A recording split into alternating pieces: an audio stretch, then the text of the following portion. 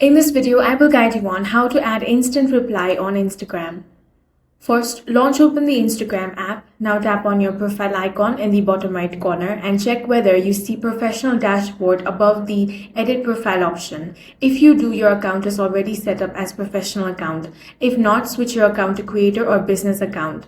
Now tap on the menu icon. From here, scroll down and get to the how others can interact with you and tap on messages and story replies. Then open message request and make sure allow access to messages is turned on. Now open Play Store or App Store and search for Meta Business Suite.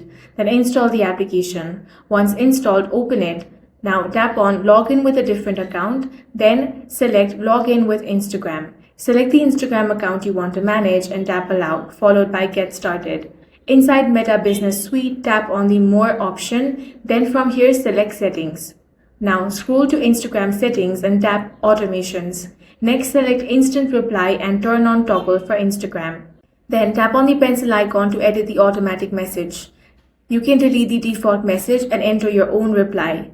Once you're finished, tap on the Save option, then tap on Save again to confirm.